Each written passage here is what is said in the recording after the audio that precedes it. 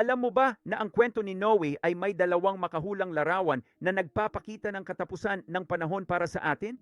Karamihan sa mga tao ay nauunawaan ang una mula sa Mateo 24 na tatalakayin ko ngayon, ngunit karamihan ay hindi pa naririnig ang pangalawa na tatalakayin ko sa susunod na maikling video pagkatapos nito. Sa Mateo 24, marami nang nakabasa nito pero di nila lubos na unawaan. Akala nila ang mga araw ni Noe ay ang buong kapighatian.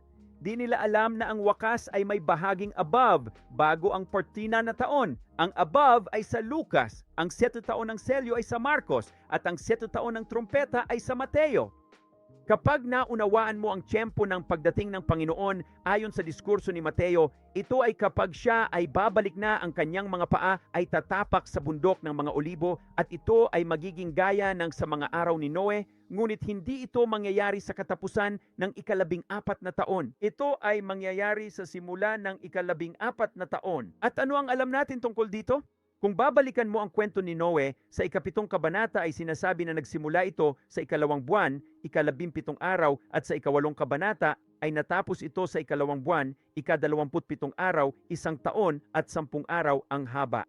Ito ang dahilan kung bakit ang diskurso ni Mateo lamang ang may kwento ni Noe, dahil ito ay kumakatawan sa huling ika-14 na taon ng kapighatian na tatagal ng 1 taon at 10 araw.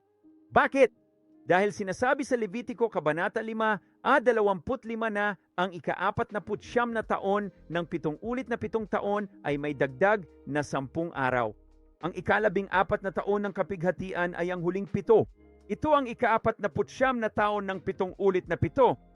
Kaya magiging 10 araw na mas mahaba ito dahil sa ika-10 araw, sa araw ng pagbabayad sala, tutunog ang shofar kapag ipinahayag niya ang jubileo.